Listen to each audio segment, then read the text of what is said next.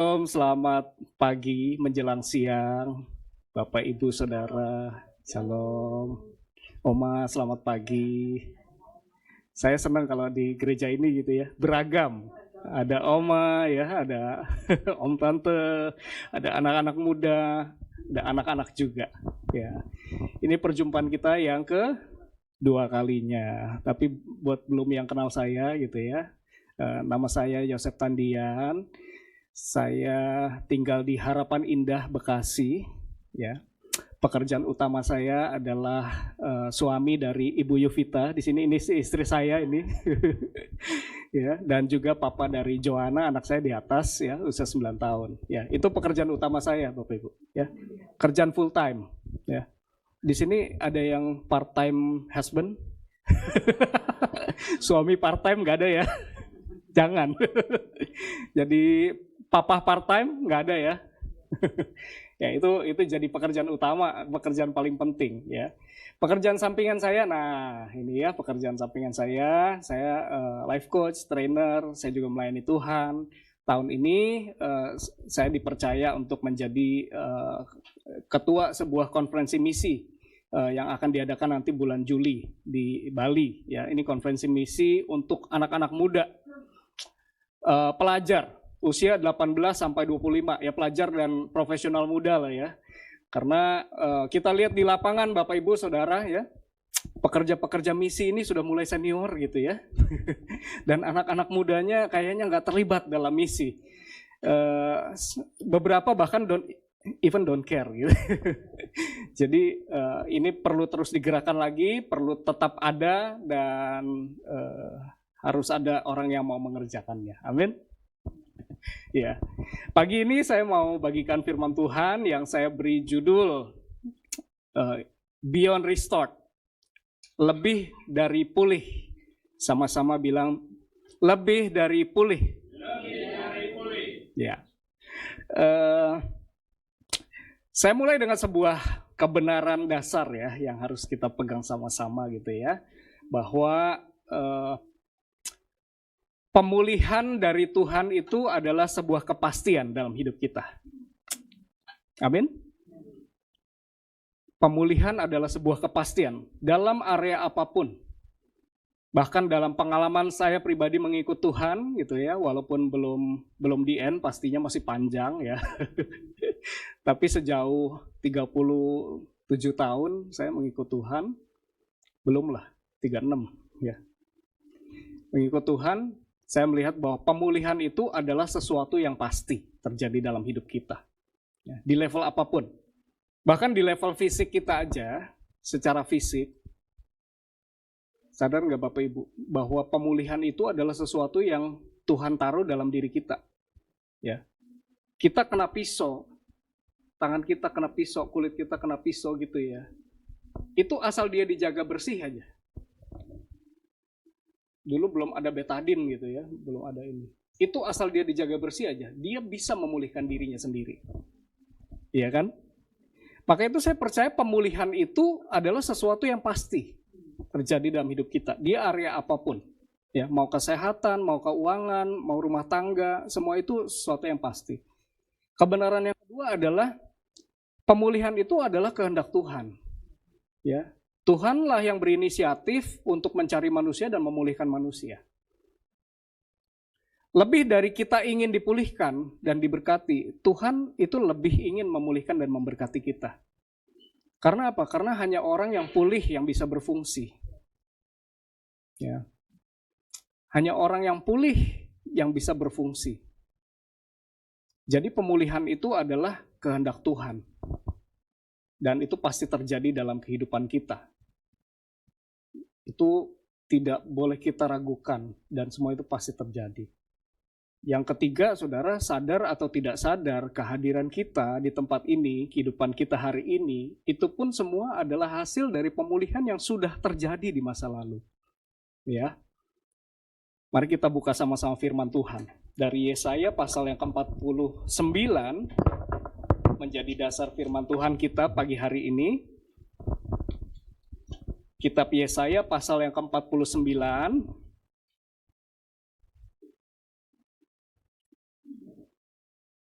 ayat yang ke-6. Berkata demikian, Bapak Ibu Saudara. Terlalu sedikit bagimu hanya untuk menjadi hambaku, untuk menegakkan suku-suku Yakub, dan untuk mengembalikan orang-orang Israel yang masih terpelihara. Tetapi aku akan membuat engkau menjadi terang bagi bangsa-bangsa, supaya keselamatan yang daripadaku sampai ke ujung bumi. Ya, sekali lagi kita baca, terlalu sedikit bagimu hanya untuk menjadi hambaku, untuk menegakkan suku-suku Yakub, dan untuk mengembalikan orang-orang Israel yang masih terpelihara. Tetapi aku akan membuat engkau menjadi terang bagi bangsa-bangsa, supaya keselamatan yang daripadaku sampai ke ujung bumi. Nah, saudaraku yang dikasihi Tuhan, Nabi Yesaya itu melayani dalam masa pemerintahan 5 raja, ya. Dan dalam pelayanannya Nabi Yesaya juga melayani Israel Utara dan Israel Selatan. Dalam sejarahnya kalau kita melihat, ya, ketika Nabi Yesaya melayani, bangsa Israel ini sedang dalam keadaan mereka itu meninggalkan Tuhan, membalikan badan dari Tuhan, dan Nabi Yesaya bersama dengan Nabi Yeremia mengingatkan, kalau kalian tidak kembali kepada Tuhan, maka kalian akan mengalami yang namanya pembuangan, ya, akan dibuang ke Babel. Tetapi itu pun dalam peringatan itu, Nabi Yesaya menyampaikan nubuatan tentang pemulihan. Tetapi nanti Tuhan akan memulihkan kalian kembali, gitu ya. Dan bahkan jauh melampaui itu, Nabi Yesaya juga menubuatkan tentang Mesias yang akan datang. Mesias ini adalah seorang yang akan memulihkan sepenuhnya Israel dan menjadikan Israel sebagai hamba Tuhan, menjadi terang, bukan hanya untuk dirinya sendiri, tapi juga untuk bangsa-bangsa. Ya, Mesias ini namanya Yesus, saudara ya. Nah, kita bisa melihat bahwa sebenarnya bangsa Israel ada di tempat itu, di tanah perjanjian, di tempat mereka berada saat itu ketika Nabi Yesaya melayani, itu pun adalah hasil dari penggenapan janji Tuhan di masa lalu. Iya kan? Mereka keluar dari perbudakan gitu, dari tanah Mesir. Itulah pentingnya mempelajari sejarah, ya. Karena mereka ada di tempat itu menikmati susu dan madu, sudah dipulihkan sebenarnya. Ya, mereka hanya tinggal hidup di dalam Tuhan, tapi kemudian mereka tidak hidup di dalam Tuhan gitu ya. Padahal mereka ini menikmati penggenapan janji Tuhan. Ada di tempat itu. Ya, walaupun tantangan akan silih berganti dalam kehidupan kita. Amin, saudara. Ya. Tantangan pasti silih berganti. Tapi jangan lupa, hidup kita sebenarnya sudah menikmati loh penggenapan janji Tuhan di masa lalu. Ya. Dan ketika orang Israel diberitakan nubuatan ini, kamu akan mengalami pembuangan, lalu ada Mesias akan datang memulihkan kembali tanahmu. Ya. Apa kira-kira yang ada dalam benak orang Israel? Ya. Kadang-kadang nih, Bapak Ibu Saudara, kita ngomong soal pemulihan, kita pengen benar dipulihkan gitu ya.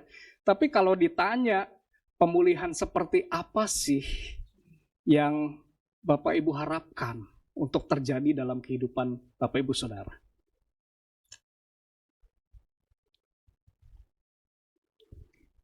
Orang Israel tuh berkali-kali mengalami pemulihan. Tapi toh sampai hari ini, Saudara, ya, sampai hari ini mereka masih menantikan yang namanya Mesias. Padahal itu udah terjadi loh, gitu. Ketika Yesus datang, Yesus mati, tebus dosa kita, gitu ya, kekristenan sudah terbangun. Kita nih hasil penggenapan janji Tuhan. Kita ini bentuk dari Israel yang sudah dipulihkan Tuhan, saudara. Tapi ada sekelompok orang Israel di sana yang sampai hari ini masih nantikan Mesias. Kayak apa sih yang dinantikan, gitu ya? Orang tuh cari-cari pemulihan, tapi dia sendiri nggak tahu apa yang dia harapkan dari pemulihan itu. Sampai hari ini Tuhan mau orang Israel dipulihkan lalu jadi berkat, jadi terang, jadi kesaksian. Tapi sampai hari ini yang dicari pemulihan. Mereka pengen apa? Mereka pengen negaranya sendiri. Mereka pengen makmur. Mereka pengen hidupnya lebih dari orang lain gitu ya. Kembali menikmati susu dan madu. Padahal nggak usah ke Israel, kita aja di Indonesia susu, telur, madu, dan jahe gitu. Itu udah lebih loh dari mereka loh gitu. Nah sebenarnya selama ini yang dicari oleh orang Israel tuh ya, itu udah terjadi, udah ada dalam hidup mereka. Teknologinya Israel itu udah hampir menguasai dunia loh. Walaupun nggak orang-orangnya gitu ya, tapi orang-orangnya juga mereka kalau ditanya apa sih yang mereka harapkan, kekayaan udah dapet, kelimpahan udah dapet, ya. Apalagi, cuma mereka butuh pengakuan aja. Nah kadang itu juga terjadi dengan orang Kristen, saudara. Ya, semua yang kita harapkan dalam pemulihan kita mau sehat, kita mau diberkati, ya, kita mau masa depan yang baik, ya. Oma-oma mau anak cucu hidup dengan baik, gitu ya. Anak-anak muda pengen karir yang baik, ya. Itu semua udah terjadi dan itu pasti terjadi, ya. Tetapi ada sesuatu yang lebih dari pemulihan itu sendiri. Ya. Bagaimana kita melihat cara Tuhan memulihkan kita itu penting banget, saudara. Ya. Nah, saya tulis di sini, saya catat di slide berikutnya. Kita mungkin sering berpikir bahwa pemulihan itu terjadi saat situasi dan kondisi yang kita alami semakin terasa ringan dan menyenangkan. Ya. Kita mikirnya, oh pemulihan tuh kayak gitu rasanya gitu ya. Ini nggak beda sama minum Panadol, saudara. Ya. Tapi apakah kalau kita sakit kepala lalu minum Panadol, kita berarti dipulihkan? Enggak, cuma rasa sakitnya doang yang ditutupi saat itu. Ya. Pemulihan yang Tuhan ingin kerjakan dalam hidup kita, faktanya, ya. Pemulihan yang Tuhan kerjakan lebih terasa seperti renovasi besar dalam kehidupan kita, ya. Jadi restoration atau pemulihan itu bukan sekedar hidup rasa makin ringan, bukan hidup rasa makin nyaman, ya. Kalau ini yang dicari, maka banyak orang carinya narkoba, sudah, ya, cari narkoba. Begitu juga tanpa sadar seringkali kalau pemulihan secara iman, ya, kita mengikuti Yesus, kita carinya yang seperti ini, hidup makin ringan, makin menyenangkan, maka kita akan cari khotbah-khotbah yang arahnya tuh seperti narkoba rohani gitu. Ya. Hanya untuk comfort aja, jadi bahan penenang. Tapi restoration atau pemulihan itu adalah tindakan Tuhan mengembalikan kita pada sebuah standar kehidupan yang seturut hatinya Tuhan. Itulah pemulihan. Ya, kalau kita setelah jatuh dalam dosa, standarnya di sini, ya, hidup standarnya di sini, Tuhan mau kita hidup sesuai dengan standarnya Tuhan. Standarnya Tuhan di sini, ya. Dan proses dari standar kita dikembalikan ke standarnya Tuhan, itulah yang namanya pemulihan, saudara.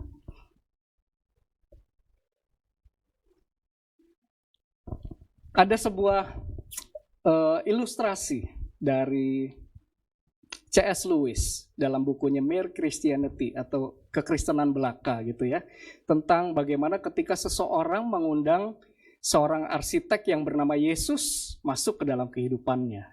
Ya. Awalnya ketika kita mengundang Yesus dalam kehidupan kita, rumahnya seperti ini. Iya, ya, rumahnya seperti ini gitu ya, mirip-mirip pos ronda gitu.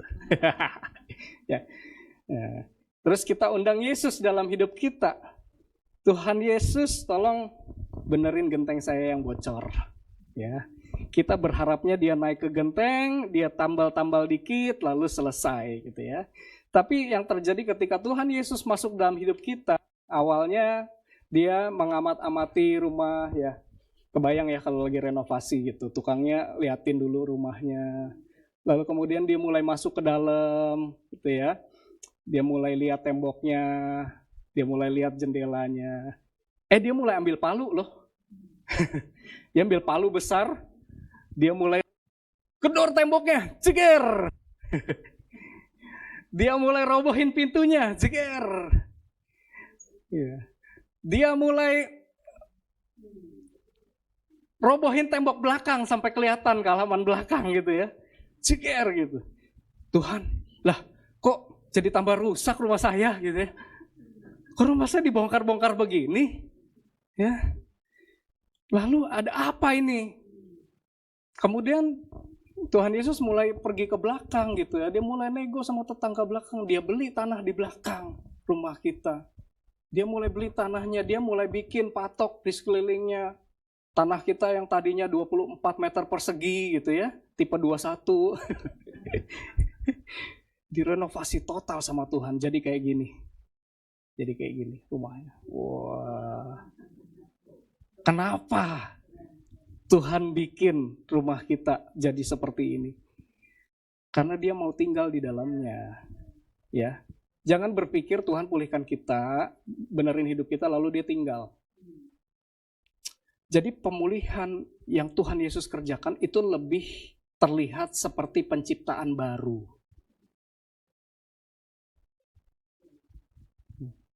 Bukan diri kita yang lama dipoles-poles, tetapi penciptaan yang baru.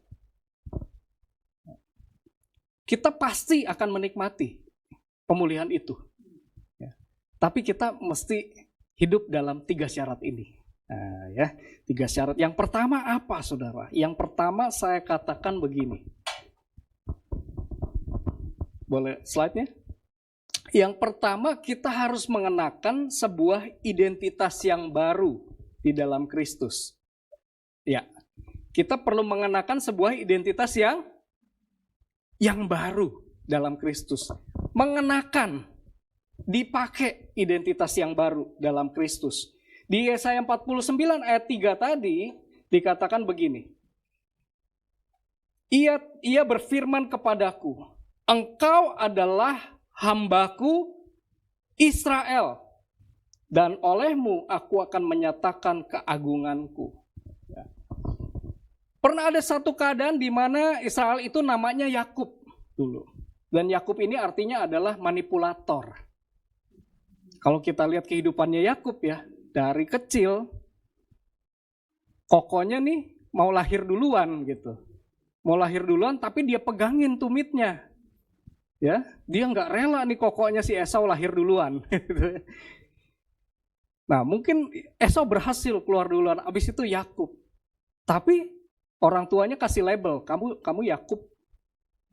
Ya, kamu nih orang yang megangin lutut orang supaya kamu berhasil gitu. Dan persis seperti itu yang terjadi dalam kehidupannya Yakub. Untuk dapat hak sulung, minta diberkati papanya, dia bohongin papanya. Ya, dia bohongin papanya. Harusnya Esau yang dapat berkat itu. Tapi dia pakai tuh jubah bulu. Karena Esau kan kulitnya berbulu ya. Lalu dia pakai jubah bulu. Dia datang ke ayahnya Ishak yang matanya udah rabun. Ini Esau apa Yakub nih? Gitu ya. Rebutan warisan biasa gitu ya. Mamahnya lebih sayang sama Yakub. Nih, bohongin aja, cipoain aja papi lu gitu. Supaya diberkatin ya kan. Biasa ini terjadi dalam keluarga-keluarga kita nih. Bahkan keluarga Kristen juga banyak yang seperti ini gitu ya. Anak-anak rebutan warisan, rebutan berkat gitu ya. Nah si Yakub ini memanipulasi papanya supaya dia dapat berkat itu. Ya.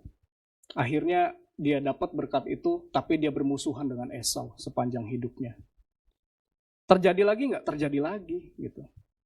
Dia berpikir keadaannya membaik, tapi terjadi lagi. Waktu dia apa? Waktu dia mau dapat domba dari Laban. Dia manipulasi lagi mertuanya, si Laban. Bukan orang Batak si Laban ya.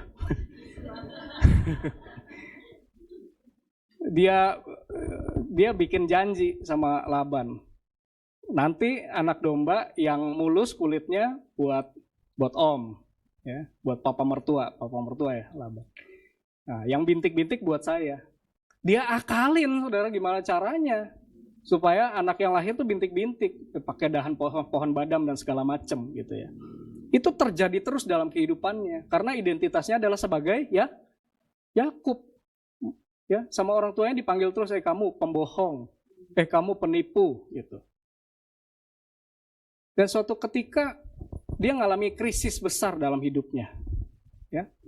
Waktu Esau datang dengan 200 pasukan. Ini membantai keluarganya Yakub. Baru pada saat itu dia gemeter gitu. Kalau kita lihat ceritanya, kemudian Yakub bergumul dengan Allah di tepi sungai Yabok. Di situ ada seorang malaikat Tuhan gitu ya, datang bergulat dengan dia sampai pagi. Dan pada saat pagi gitu ya, dia rasa menang, lalu dia tahan, kakinya dipukul sama malaikat itu, kakinya Yakub, sampai di jalannya nyengsol. Ya kurang lebih begini ya. Oke. Nah, kakinya nggak bisa jalan baik lagi. Tapi pada saat itu dia bilang gini, berkatilah aku dulu, kalau tidak aku tidak akan melepaskan engkau. Nah, malaikat Tuhan bilang apa? Siapa namamu? Kok Tuhan gak nanya yang lain-lain ya? Kamu punya apa gitu ya? Waktu dia minta diberkati, waktu dia minta dipulihkan, yang Tuhan tanya tuh identitas loh. Siapa namamu? Jadi dia jawab Yakub. Saya seorang pembohong. Saya seorang penipu. Saya seorang yang suka manipulasi orang lain untuk dapat keuntungan. Dan mungkin pada saat itu gambaran saya gitu ya. Si Yakub tuh kayak kegambar semua apa yang dia lakukan sepanjang hidupnya di belakang. Saudara tahu nggak itu Yakub umur berapa? Wah, kalau gambar-gambar Alkitab kayaknya Yakubnya masih muda gitu ya. Masih 30-an. Yakub umur 77 pada saat itu.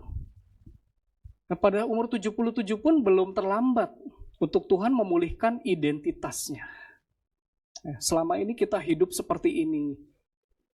Tuhan bilang, mulai sekarang namamu bukan lagi Yakub, tapi Israel. Israel artinya adalah orang yang bergumul dengan Allah dan dia menang. Saudara, selama ini mungkin kita hidup karena identitas kita gitu ya. Mungkin kita bilang, saya adalah Ahong, saya adalah orang gagal. Lalu dia ngerasa gitu ya, Ahong yang gagal ini nggak akan bisa sukses kalau nggak bohongin orang gitu. Ya emang ini cara hidup tuh begini. Ya. Kalau orang yang seperti ini minta pemulihan dari Tuhan, ya, kira-kira Tuhan renovasi nggak tuh hidupnya tuh? Ya, masa cuma dikasih kenyamanan?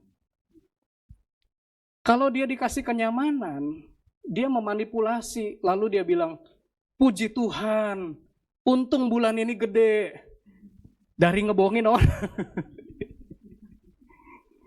Itu bukan pemulihan, saudara. Ya, Tuhan pasti mau renovasi hidupnya dia. Nah, kalau orang sudah dipulihkan, sudah terima Yesus, kenakan identitas yang baru. Kalau identitas kita nggak berubah nih, yang akan terjadi begini nih. Ya, next. Oke. Identitas yang salah, ya, jika Anda ingin atau sudah dipulihkan, namun terus mengenakan identitas yang salah, maka Anda akan terus hidup terjebak dalam nilai yang salah. Kalau nilai-nilainya salah, maka akan terus terwujud dalam perilaku yang salah. Ya. Maka pemulihan nggak akan terjadi. Coba rumah yang tadi, yang udah direnovasi, coba boleh balik lagi. Ya. Nah, yang ini ya. Ini identitasnya sekarang adalah rumah tipe 1300. Luas tanah 1.300 meter persegi. Kayaknya lebih luas deh ini ya. Terus tipe bangunannya, wah, modern rustic. Ini cocoknya buat apa? Siapa yang harusnya tinggal di sini? Paling enggak orang punya perusahaan ya, CEO ya. Tapi kita bikin rumah ini, kita namain dia adalah gudang. Atau dia adalah gardu yang tadi. Kira-kira yang akan kita lakukan apa dengan rumah ini? Kalau kita bilang rumah ini gudang. Kita timbun barang-barang bekas. Iya kan? Kita isi itu yang namanya kepahitan. Kita isi di situ yang namanya kebencian. Saudara, baru minggu lalu tuh saya ngobrol ya gitu dengan ada seorang ini hamba Tuhan juga dari daerah. Saya nggak usah sebutin daerahnya ya. Jadi rupanya ini banyak terjadi di daerah-daerah, bahkan termasuk kantong-kantong Kristen. Jadi dia bilang ini, Pak, di desa kami itu, bahkan di provinsi kami itu, susah buat seorang itu berhasil hidupnya, berubah nasibnya. Kenapa? Karena dia bilang gini, karena di tempat kita, di budaya kita itu ada sistem kasta. Ya, sistem kasta bukan cuma di Bali, saudara, di beberapa suku lain juga ada. Ya, jadi dari namanya aja, bukan nama belakang ya, nama depan juga. Itu udah bisa kelihatan dia itu golongan bangsawan atau budak. Kalau golongan bangsawan, walaupun nih orang hidupnya nggak benar gitu ya, mabok-mabokan tiap malam, nggak mau sekolah anaknya, itu tetap dia akan jadi tokoh. Dia tetap akan jadi tokoh gitu. Tapi Pak, kalau namanya dia adalah dari golongan budak, walaupun katakanlah dia pergi keluar, terus dia sekolah di luar negeri, jadi pemimpin, balik ke kampungnya Pak, nggak bakal didengerin katanya. Nggak bakal didengerin. Nah ini terjadi Pak di gereja kami katanya. Jadi kalau pendetanya itu golongan budak, atau pembicaranya golongan budak, nggak akan didengerin sama jemaatnya. Makanya banyak gereja nggak berdaya di situ. Ya. Karena apa? Karena nggak didengerin. Jadi kita lihat masyarakat yang kacau di situ. Pernah suatu ketika Pak katanya, worship leader kami yang aslinya itu adalah dari bangsawan. Tapi hari itu dia nggak datang karena sakit. Ya, worship leadernya berhalangan datang karena sakit. Lalu apa yang terjadi? Pengerja kami yang lain dari golongan budak gantiin worship leader. Dan waktu dia jadi worship leader dia bilang apa? Bapak Ibu Saudara, mari kita bangkit berdiri dan memuji Tuhan. Wah, itu separuh jemaat nggak mau berdiri, sudah. Nggak mau berdiri. Karena mereka ngerasa, lu siapa suruh-suruh gua? Gitu ya. Lebih parahnya lagi Pak, tahu nggak? Begitu ibadah selesai, sampai di pintu depan, ini worship leader keluar, ada yang nungguin dia. Begitu worship leader keluar, digampar Pak di depan. Kenapa? Dia bilang, situ budak jangan suruh-suruh kita. Terus jangan panggil kita saudara. Karena kamu beda golongan sama kita. Nah ini identitas, saudara. Firman Tuhan padahal bilang di sini ya. Kolose 3 ayat 9 sampai 11 berkata begini. Boleh balik slide. Balik slide. Ya. Kolose 3 ayat 9 sampai 11 dikatakan begini. Karena kamu telah menanggalkan manusia lama serta kelakuannya. Dan telah mengenakan manusia baru yang terus-menerus diperbaharui untuk memperoleh pengetahuan yang benar menurut gambar haliknya. Dalam hal ini tidak ada lagi orang Yunani atau orang Yahudi, orang bersunat atau orang tak bersunat, orang barbar atau orang skit, budak atau orang merdeka. Tapi Kristus adalah semua dan di dalam segala sesuatu. Amin, saudara. Kita semua adalah anak-anak Tuhan. Anak-anak dari Allah yang maha tinggi. Identitas kita masih berubah. Supaya pemulihan yang udah kita alami itu bakal terus tetap tinggal dalam hidup kita. Menetap dalam hidup kita. Kalau enggak, identitas kita enggak berubah. Walaupun kita udah jadi Kristen. Tapi kita terus mengidentikan diri kita dengan sesuatu dari latar belakang kita. Ya.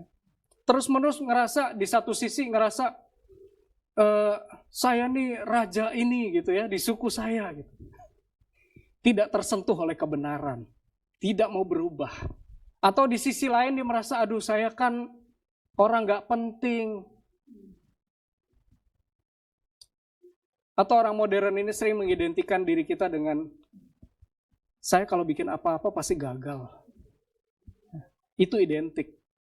Dan ini yang sering terjadi dalam bapak-bapak, ibu-ibu, ya, bahkan oma-oma, opa-opa gitu ya. Dirinya ditempelin dengan penyakit. Bener nggak? Kita tempelin diri kita dengan penyakit. Saya tuh mengalami setidaknya 2 kali renovasi besar dalam hidup saya, Bapak Ibu. Ya, pemulihan Tuhan kerjakan. Yang pertama waktu saya kecil menuju masa remaja dan saya ditangkap Tuhan waktu di Rockris SMA, persekutuan sekolah. Saya tuh waktu itu, waktu remaja, waktu kecil ya, orang minder. Saya nggak berani ngomong natap orang. Saya kalau ngomong terbata-bata. Itu pada saat itu. Tapi begitu saya kenal identitas saya dalam Tuhan, saya direnovasi.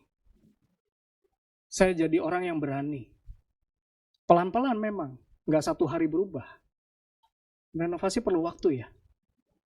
Tapi kemudian renovasi besar kedua terjadi. Waktu saya lagi giat-giatnya pelayanan, ya, tempo hari pernah saya ceritain ya. Saya ambruk, drop, kena diabetes. Gula darah saya sampai hampir 500. Saya paksain setahun itu jantung saya bengkak, sakit gitu. Lalu saya mundur sejenak dan saya minta pemulihan dari Tuhan. Tapi sekalipun udah membaik keadaan saya terus-menerus tempelin diri saya dengan, saya selalu bilang kayak gini, Bapak Ibu Saudara. Saya ini punya diabetes ya. Saya ini punya diabetes ya.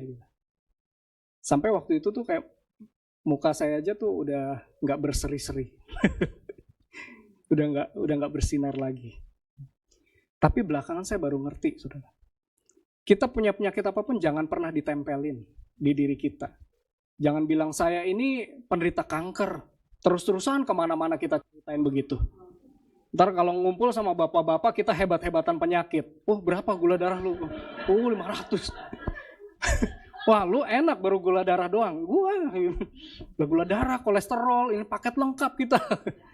Jangan, Saudara ya. Identitas kita pakai aja, saya ini anak Allah. Saya ini orang yang berharga. Saya ini orang yang sehat dipulihkan. Ya. Amin. Percaya, Saudara. Jangan biarkan yang lain-lain melekat dalam diri kita. Betul. Hanya itu aja. Yang lain boleh terjadi saja dalam hidup kita.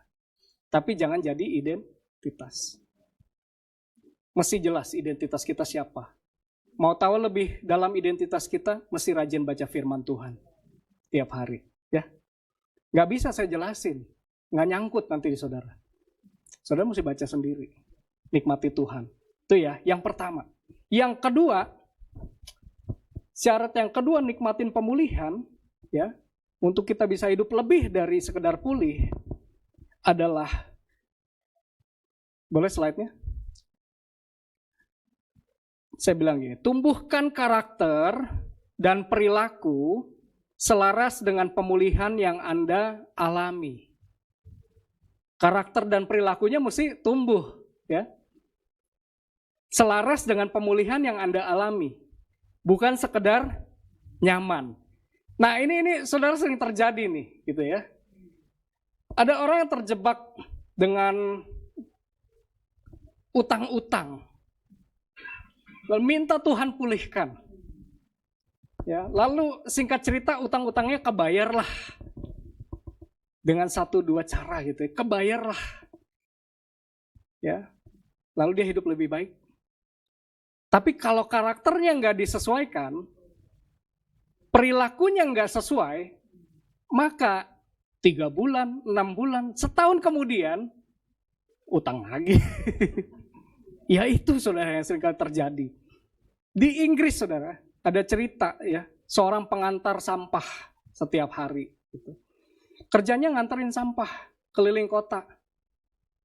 Ya. Ada apa? Oh, enggak apa-apa, lanjut ya. Kerjanya nganterin sampah keliling. Wah, dia katanya, ya harapan saya cuma ini gitu ya, saya nggak punya kerjaan lain. Suatu ketika, ini kalau di Inggris ya ada namanya lotre. Dia dapat lotre 200.000 pound sterling. Itu banyak loh saudara. Itu bisa beli rumah yang tadi tuh kalau nggak salah. 200.000 pound sterling, sekitar mungkin 5 miliar ya. Dapat 200.000 pound sterling. Wah, dia jadi kaya mendadak dalam 1 hari. Kita berharap kayak gitu ya. Wah, itu bisa berubah tuh kehidupan dalam 1 hari. Tapi apa sih yang dia lakukan? Dia mulai jalankan hidupnya dengan hedon. Dia habisin duitnya buat minum-minum, buat foya-foya. Dia habisin hidupnya bukan untuk sesuatu yang ngebangun dia. Boro-boro dia ambil les bahasa Mandarin gitu ya. Supaya ada kerjaan yang baru. Enggak, dia habisin uangnya untuk foya-foya. Foya-foya tuh ngerusak atau ngebangun hidupnya dia? Ngerusak, tambah ngerusak ya. Dan enggak begitu lama, ya 1 tahun kemudian, apa yang terjadi dengan dia? Semua uangnya habis dan dia balik lagi nganterin sampah. Balik lagi. Ini kisah nyata, saudara, saya nggak ngarang gitu. Bisa di Google ya. Sekarang cek khotbah pendeta gampang. Google aja. Ini nggak benar datanya, jangan diundang lagi. Ya itu, saudara ya. Tumbuhkan karakter dan perilaku selaras dengan pemulihan yang Anda alami. Tumbuh. Di sini firman Tuhan bilang kayak gini. Matius 12 ayat 43 sampai 45. Apabila roh jahat keluar dari manusia, ya, roh jahat ini bukan sekedar iblis ya saudara ya, tapi evil spirit. Spirit semangat-semangat jahat dari hidup manusia. Ketika dia keluar dari manusia, ia pun mengembara ke tempat-tempat yang tandus mencari perhentian. Tetapi ia tidak mendapatnya. Lalu ia berkata, aku akan kembali ke rumah yang telah kutinggalkan itu. Maka pergilah ia dan mendapati rumah itu kosong. Bersih tersapu dan rapi teratur. Lalu ia keluar dan mengajak 7 roh yang lain yang lebih jahat daripadanya. Dan mereka masuk dan berdiam di situ. Maka akhirnya apa saudara? Keadaan orang itu lebih buruk daripada keadaannya semula. Demikian juga akan berlaku atas angkatan yang jahat ini. Saudara. Ya. Jadi lebih dari sekedar pulih. Kita masih belajar hidup yang benar, saudara. Belajar hidup yang benar. Belajar ubah mindset. Saudara, waktu kita nggak punya uang, ya, kita berharap jadi orang kaya enak kali ya, nggak khawatir. Coba tanya sama orang kaya. Khawatir nggak? Karena khawatir itu bukan soal saudara punya berapa banyak, bukan. Itu soal mindset. Itu soal pola pikir. Kalau emang pada dasarnya saudara adalah orang khawatiran, ya khawatir aja terus. Iya kan? Habis khawatir soal kekayaan, soal makan minum, khawatir soal keamanan rumah. Habis khawatir soal keamanan rumah, khawatir soal kesehatan. Ya. Beli asuransi. Asuransi jiwa, asuransi kesehatan. Terus punya anjing, khawatir keselamatan anjingnya. Beli asuransi buat anjingnya. Beneran loh, ini terjadi kan gaya hidup orang-orang yang kaya nggak salah saudara, tapi mindset dibenerin. Karena kekhawatiran nggak hilang hanya dengan saudara punya lebih banyak. Ini mesti dibenerin. Ya, terus mampu ngatur uang. Orang yang merasa cukup adalah orang yang mampu mengelola keuangan. Kalau saudara mampu mengelola keuangan, maka akan ada rasa cukup. Ya dicukup-cukupin. Kalau kita nggak mampu kelola uang, ya habis terus gitu ya. Saya sama istri lebih jago dia ngelola uang. Gitu.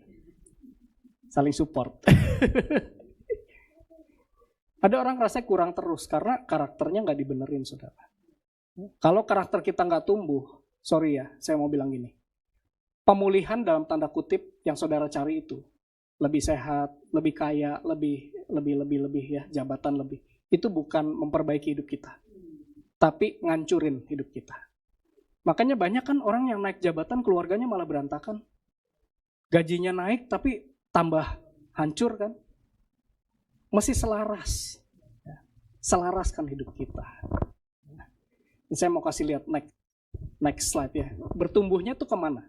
Nih, ini piramida Robert Maslow. Biasa orang yang belajar ekonomi waktu SMA itu pasti tahu.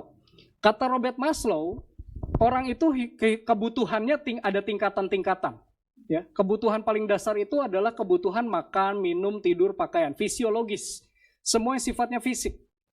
Lalu biasanya, idealnya orang kalau kebutuhan fisiologisnya terpenuhi, dia akan naik ke kebutuhan rasa aman. Ya. Kemudian terpenuhi, naik lagi kebutuhan sosial. Dia mulai berelasi dan segala macam gitu ya. Ini teorinya Maslow ya.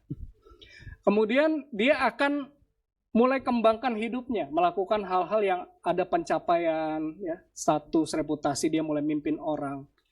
Dan tingkatan paling tinggi dalam piramida ini adalah aktualisasi diri, pengembangan diri, pemenuhan ideologi. Nah, ada versi yang lebih update dari piramida ini, ya, oleh Robert juga namanya, tapi Robert Dilts. Robert Dilts membuka puncak piramida, jadi udah sampai di puncak dia akan begini. Terbuka, dan dia kasih nama apa di atasnya? Life mission. Itu. Karena apa? Karena orang ketika sudah mencapai puncak ini, biasanya dia akan ngerasa sukses itu tidak lagi penting, tapi saya ingin signifikan. Ya. Idealnya begitu, saudara. Tahu nggak yang terjadi apa? Kebutuhan fisiologisnya nggak kelar-kelar. Dasar piramidanya makin lebar gitu ya. Sehingga jadi orang Kristen bertahun-tahun pun kita tetap nggak bikin apa-apa, saudara. Buru-buru bikin apa-apa, nggak nyampe ke atas gitu. Karena seberapapun kita pakai buat kebutuhan fisiologis, habis di situ. Jadi Tuhan mau kita bertumbuh. Dan ini yang terakhir. Yang terakhir. Beyond restore. Lebih dari pulih, itu artinya apa? Yang terakhir, terlibat dengan misi Allah. Ya. Terlibat dengan misi Allah. Sama-sama bilang, terlibat dengan misi Allah. Ya, ayat 6 tadi berkata, tetapi aku akan membuat engkau menjadi terang bagi bangsa-bangsa, supaya keselamatan yang daripadaku sampai ke ujung bumi. Saudara percaya kita dipanggil untuk membawa terang sampai ke ujung bumi? Ya. Setiap orang punya gambaran ujung buminya masing-masing, saudara. Pertanyaan saya, saudara, gambaran ujung buminya, misi hidupnya, ujung buminya sampai mana? Apa cuma sampai dapur rumah kita? Ya. Apa cuma sampai bayaran sekolah anak lunas? Tuhan mau kita jadi terang sampai ujung bumi. Allah kita adalah Allah yang misional. God of mission. Kalau kita menyembah Allah kita, hanya Allah kita ya saudara ya, gitu. Yang dia berinkarnasi. Ya, namanya incarnational mission. Karena dia punya misi, dia turun ke dalam keterbatasan. Dia ambil rupa seorang hamba. Dia jadi sama dengan kita. Dia mati di atas kayu salib. Itu karena dia punya mission. Kristus adalah Kristus yang missional Christ. Juru selamat yang bermisi. Roh Kudus yang ada dalam diri setiap kita adalah Roh Kudus yang bermisi. Maka kalau kita hidup dalam Tuhan, terima Yesus, dipulihkan, maka kita pasti punya hati misi, saudara. Kita boleh punya life mission, hidup kita. Ya. Tapi lebih dari itu, kita mesti hidupi God's mission dalam hidup kita. God's mission macam-macam bentuknya, saudara. Ada orang yang tergerak untuk pergi ke suku-suku pedalaman. Jangkau mereka, tinggal bareng mereka. Ya, ada yang 6 bulan, ada yang sampai 60 tahun di pedalaman. Tapi ada juga orang yang tergerak bukan untuk suku-suku pedalaman. Untuk membiayai misi misalnya. Bayarin tuh orang-orang yang pergi ke pedalaman. Atau ada orang yang, gini, ada jemaat yang kalau ada kebutuhan untuk bangun gedung, dia tergerak untuk nabur. Ya, dia bikin gereja, dia bikin infrastruktur. Nah kalau saya sama istri, kami banyak tergerak untuk anak-anak. proyek untuk anak-anak. Sebutlah proyek untuk anak-anak gitu ya, bikin acara untuk anak-anak. Itu kami mau banget terlibat. Gitu. Dan yang kedua, yang jadi kerinduan hati kami adalah support keluarga hamba Tuhan. Ya. Ada hamba Tuhan kekurangan support secara pribadi. Nggak ke rekening gereja nggak apa-apa, ke rekening pribadi. Karena hamba Tuhan juga perlu makan. Amin Pak. Sampai hari ini masih makan ya. Apalagi dikelilingi restoran kamseng dan bubur aguan. Bakut teh. Tidak mudah gitu. Ya. Tapi kita masih terlibat dalam misi. Saudara, kalau ditanya kehidupan saya mengalami berbagai macam hal-hal yang dahsyat dan ajaib, menikmati Tuhan. Pemulihan itu pasti, dan tidak ada penyesalan menghidupi misi Tuhan. Penundaan ada, pembelokan ada, perubahan ada, tapi penyesalan itu tidak akan ada, saudara. Amin. Dari dulu waktu saya lahir baru, saya pengen banget melayani remaja. Saya bikin camp buat anak-anak remaja. Kemudian saya melayani anak-anak muda, bikin persekutuan siswa Kristen, gitu ya, sekota. Kemudian terlibat lagi The Call Indonesia, gitu ya, bikin pengobatan gratis dan segala macam. Terlibat lagi misi keluarga muda. Saat ini juga saya terlibat dalam misi. Dulu mama saya sempat bilang kayak gini, lu kapan mau mikirin diri sendiri? Kapan mau mikirin karir? Saya udah coba, saudara. Saya kerja di gudang gitu ya, saya kerja di tempat lain. Kalau namanya udah panggilan, Tuhan bawa saya balik ke situ-situ lagi. Ya. Tahu nggak seringkali tantangannya anak-anak muda untuk dilibatkan dalam misi apa? Apa kira-kira? Tantangan melibatkan anak-anak muda dalam misi. Jangan bilang-bilang ya, Bapak Ibu ya.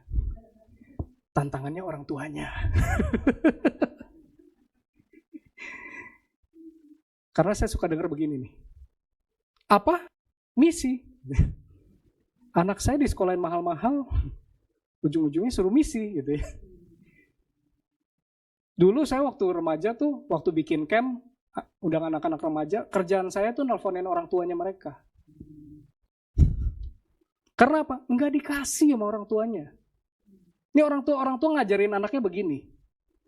Cari duit yang banyak, sampai jabatan yang tinggi, ntar cewek-cewek pada ngantri. Tapi kalau misi nggak dikasih, akhirnya anaknya nggak hidup benar jadi playboy, saudara. Kita perlu ajarin, dalam parenting kita juga perlu ajarin, anak-anak kita punya hati misi.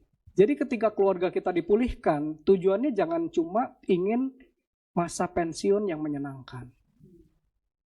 Saya percaya, saudara, ketika kita beri anak-anak kita, beri hidup kita untuk Tuhan, ya, saya nggak bilang dia suruh tinggalin keluarganya ya, itu misi juga gitu. Saya sebagai kepala keluarga, saya bilang tadi, kerjaan utama saya jadi suami yang baik, jadi anak yang baik. Itu harus dulu. Tapi bukan cuma itu. Saya perlu melayani kehendak Tuhan dalam derajat tertentu. Dalam kadar apapun. Saya harus layani Tuhan. Dan dalam perjalanan hidup saya percaya Tuhan pasti punya perjalanan hidup yang masing-masing yang luar biasa atas saudara. Dalam perjalanan hidup saya, ketika saya melayani kehendak Tuhan, ya, saya nggak pernah ditinggalkan. Bahkan karir saya itu mengikuti panggilan saya. Saya pergi ke beberapa negara. Bukan karena usaha saya sendiri.